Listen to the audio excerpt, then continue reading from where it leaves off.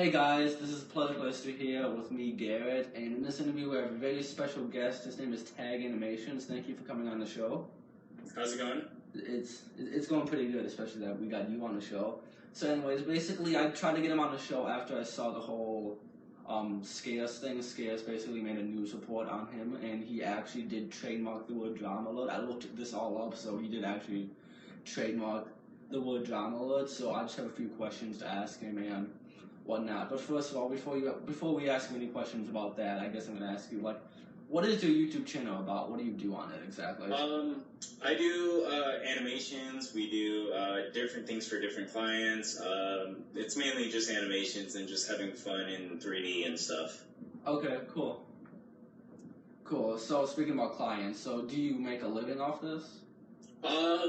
Currently now I sort of have the opportunity to do that. It's pretty cool.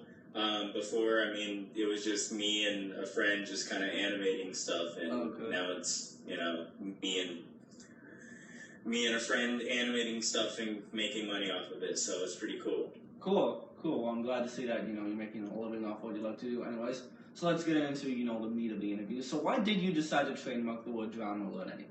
Okay, so not too many people know this, but back in February, I think that's when, like, all the real, like, drama and stuff, like, really happened. Actually, it was back in 2015, but at the end of 2015, I think that's when Keemstar was doing, like, a whole bunch of stuff with, like, the Bash Reverse stuff, and that's what really got me, and, like, all the, like, the pedo allegations and stuff, and I was really fed up with it, and, I mean, at the time, I was just trying to kind of, like, find a way to get back at him, in a way, kind of, like, give him a taste of his own medicine, because I knew the stuff at that point, a lot of people still, like, there was very few people that knew, like, exactly what he was doing. And, like, how wrong it was, because at that point, his fan base was, like, high, and everything was good. So, at that point, I was just, like, filled with anger and, like, kind of, like, some revenge. So, what I ended up doing was filing a trademark for dramaalert, getting that filed through the USPTO. I don't really exactly know how to say it really fast, but USPTO or whatever, and that's the trademark office or whatever. And I did that in February, and I had to wait about 7 months to get it registered, and that's pretty much what I did. So.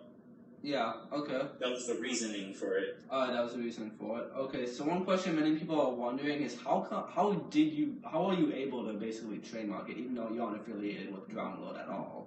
That's one question that Scarce was wondering, but. So to do that, so at the time I didn't know any of that stuff. I didn't know anything about trademarks. All I knew is that, you can get a trademark and possibly copyright people's stuff. I didn't actually know the, like, technicalities of it until I did that one tweet, with, like, the actual posts and stuff, and it got, like, super viral, and Scarce went over, I was like, dang, okay, I need to review this stuff, and then people started telling me actual law stuff, and then it started getting pretty crazy, but, essentially, if you have a trademark, and, basically, if you have a trademark, you can get a trademark as long as it's as long as no one has it. So basically what you do is you go to the USPTO website, wherever, you go and file for a trademark. It takes it costs like $350, I think, depending where you go and how you do it. But you basically, you're paying $350 to get a trademark, not have it searched, so there's a risk that somebody else could have a trademark very similar to yours, and you waste $350, which I actually did with my other trademark, which is Tag Animationz, because somebody had the trademark called Tag Tool, and that's very similar to Tag Animationz because they both do. Tag Tool also does animation services, and that conflicts with my my trademark. So I lost $350 because I didn't know about that. And so with dramaalert, I knew kind of from the get-go that there wasn't really any other person that really had that. it was just kind of like a really educated guess, but you know, I was pretty lucky to get it. Yeah, at least. I know. Yeah. I mean, you can always like search for things, but you can never know if something's going to conflict with a trademark.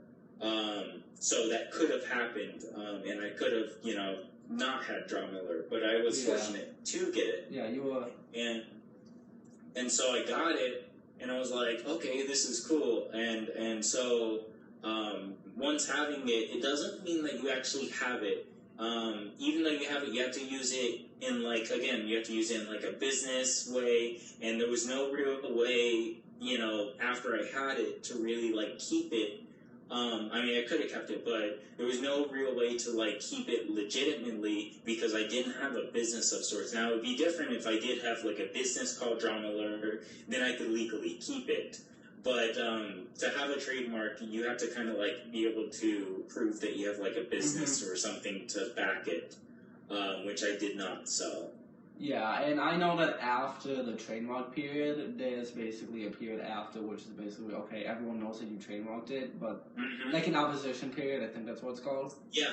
Yeah. Did you face any opposition to it, or was it basically all clean and good? So everything, so I actually did that a little bit early. I actually released the information that I did just because I was really excited. I was really excited that I had it and it looked registered. Again, this is still like before I got all this information of like what trademark and all this law education that I was getting like from just random people and stuff. So I was like, oh, I must have it now. It's registered. It's official now. And that's true to some point, but it's not fully official unless you start selling products under the name, which I haven't yet. So, that was the only thing that was really like, you know, standing in the way, and there was no way to do it. Yeah. So, basically, Keemstar, he did DM me. He did say, you know, he was going to try to sue me, and that was pretty hilarious when everything started. Yeah, I was wondering that. Yeah, we'll go into that later, but like... Yeah, he threatened to sue me and threatened to, you know, try to get my address and stuff like that. But other than that, and that's pretty much how you do it. Okay, cool. Oh, dang, I was going to ask you one question, but I kind of forgot it. Okay, so based on your understanding of law, which I guess you kind of just learned from trademarking, what can and can't you do in law and inside of YouTube itself with the trademark? Can you go around and taking down any videos with dramaalert in the title? Could you possibly go around taking down dramaalert channel itself? Like what can you do? Assuming you had, for instance, in a hypothetical, let's say dramaalert, the trademark, however, because you probably know that it's disbanded right now, but I'll go into that later. Assuming that somebody else picks it up or something, assuming that Keemstar doesn't try to get it right when, you know, it's abandoned, they would have to make sure that they have a legitimate business, right? A legitimate business under dramaalert, however they want to do that, whether it's like t-shirts and stuff. Make sure that business corresponds. So if you're going to sell t-shirts, make sure your trademarks is for t-shirts and like apparel and stuff. And stuff like that. But as far as like YouTube and stuff like that, and for dramaalert, it would be super, super hard to do it. Like the least you could probably do with a dramaalert trademark is probably get Keem to maybe like take dramaalert out of the title, assuming that everything went well and stuff correctly. Okay. Other than that, since Keem has a actual business of sorts, I mean, it might be a sort of a legal business because he doesn't own the channel. Exactly. But, well, I mean, officially he doesn't own the channel, but unofficially, I mean, we really know who owns the channel. We know that he owns the channel, but unofficially, But aside from that, since he's a public figure, however, and his publicity status kind of overrules that, there's no real way to really get him like banned or something through trademark right now. It's very hard and complicated because of the different things at play, and the different things Keemstar has done to protect himself. Okay, so you cannot just like do like I know on YouTube they have a 3-step system where 3 steps so you can't do that. Yeah, there were a lot of people thinking that I could, and I played with it. But yeah, there's no way I could have done that. Yeah. I mean, the most I could have done was just have the trademark and say, haha, Keem, I have your trademark, look what I did, and it got his attention. Yeah, so. and basically you could just blackmail it to anyone who's not educated enough to know that you can't do that. Actually you can't. Legally, you can't sell a trademark unless you sell, like, products under the name. So I was just stuck with it. Yeah. Yeah, okay. Yeah, so you just mentioned, like, protection that Keemstar has. Is there any legal protection that he told you about in the DMs? Or just... Not in the DMs, but as far as, like, public knowledge, we know that his brother is a lawyer, and we know that... We don't know how good of a lawyer, but I'm just saying we know that his brother's a lawyer, and we know that he's not very educated on the law, so... Yeah. As far as that, but he knows how to protect himself as far as just like regular things. So. Yeah, because I know he is an attorney, and I know he does have probably millions of dollars. So. And he doesn't. He threatens to sue people, but he doesn't sue people. And I think that's the reason for that is because if he were to sue somebody, imagine for a second, if you were to sue somebody on YouTube or something like that. If he can threaten to sue, but he can't actually sue because it would cause a lot of other people to like come out about him, defamation. You have Bachelorverse. You have all these people that could come out on him in public.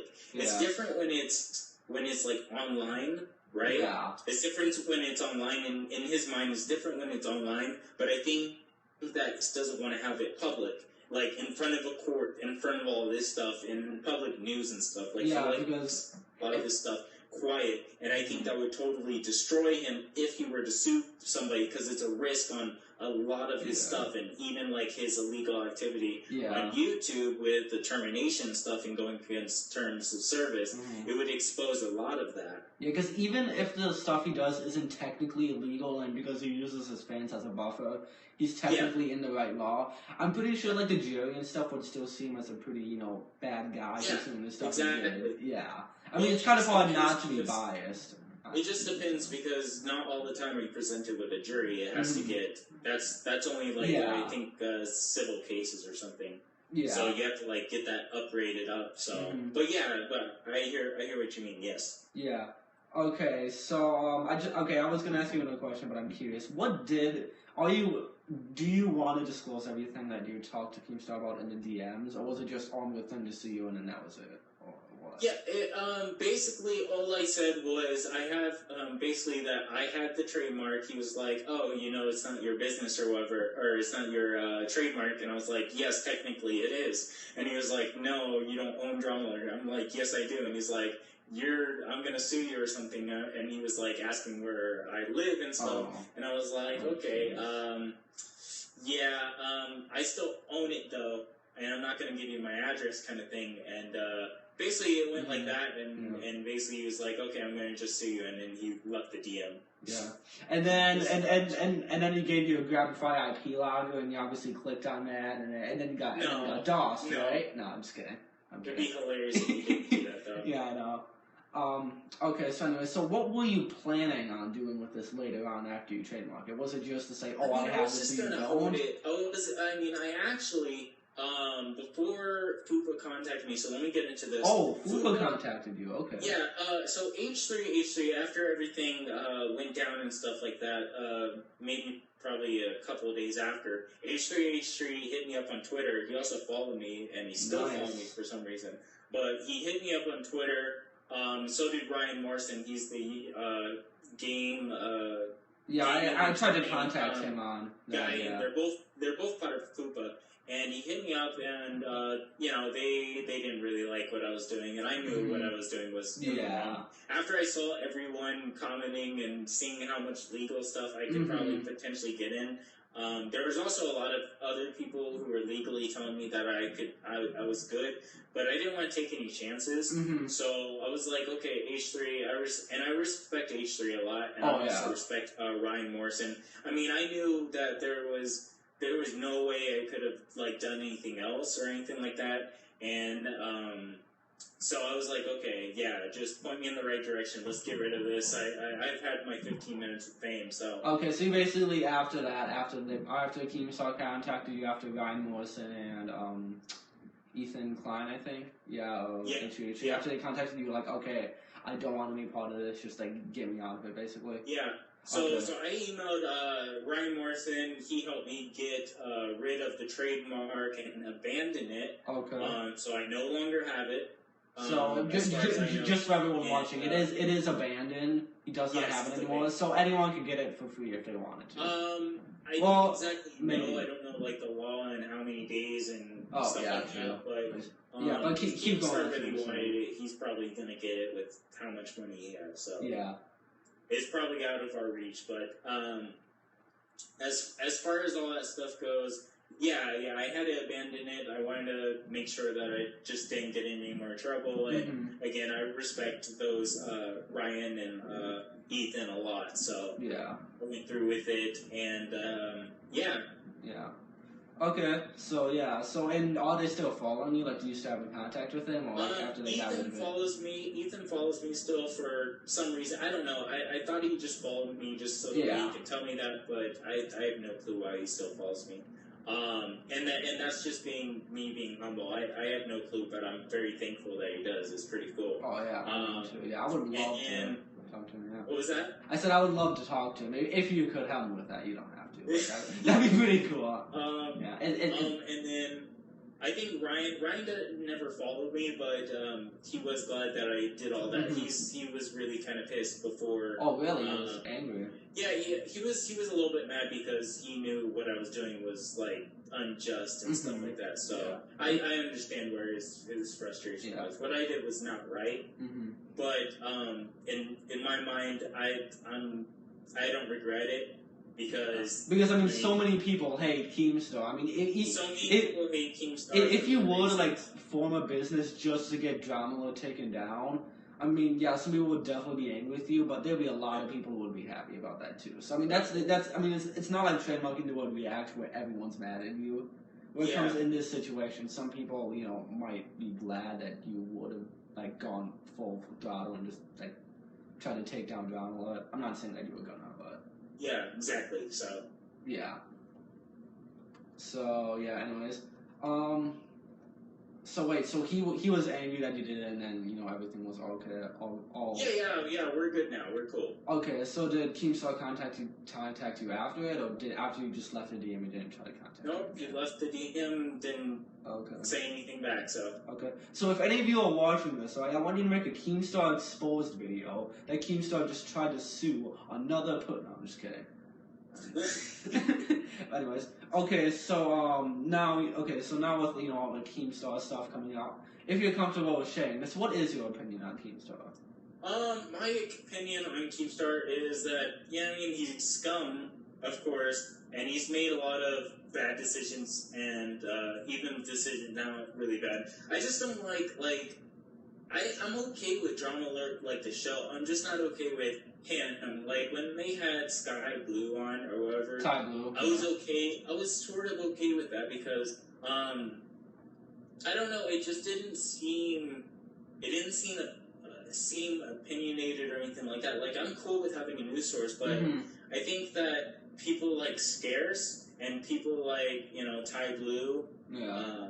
I called him Sky before, but it's fine. Yeah, we don't know it. People like that are pretty cool and stuff, but with Keemstar, he just has too much. He has too much stuff, and it's not like people just don't want him gone. They want his whole stuff done. Like Dramaalert represents him, and that's why people don't like Dramaalert. Like Dramaalert is okay. Like you've heard many people say Dramaalert is okay. But the host isn't, and since Keemstar owns Dramaalert, it's terrible. It's bad. Yeah, I mean, like, I'm okay with Dramaalert existing as an entity. I just don't like the host of it, Keemstar. And I'm sure many people agree with me on this. And some people, and it's hard for me to imagine because I know like the pedophile allegation, like Grady Andre said he was a pedophile. He's obviously not a pedophile. Yeah. I mean, it's highly unlikely. Because, like... True. And then all these careers are going down the drain, though. Yeah.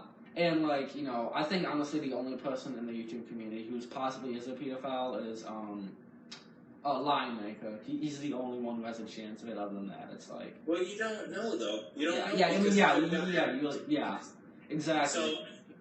So, I mean, it's like, if someone was, you know, being a pedophile online, wouldn't they just go to the police instead of try to go on the internet? Yeah, exactly. I mean, there's more than that. There's a lot of different factors that factor into that, but the fact of just, like, calling somebody a pedo and not having that much proof on it and just keep on harassing them over the web is just not right. Yeah, exactly. Especially if it's in their job. Like, you should ask the person, try to do some detective work, and then try to go to the authorities to try to investigate and not investigate yourself, because then you're putting their career at risk, which Keemstar has done, which isn't right at all. So yeah, and the thing with Keemstar, that even though, you know, some of the stuff Garrett said was, you know, lies, he still has done so many bad things. It's like, I'm really surprised YouTube hasn't, like, deleted him off YouTube yet. Like, I'm really surprised.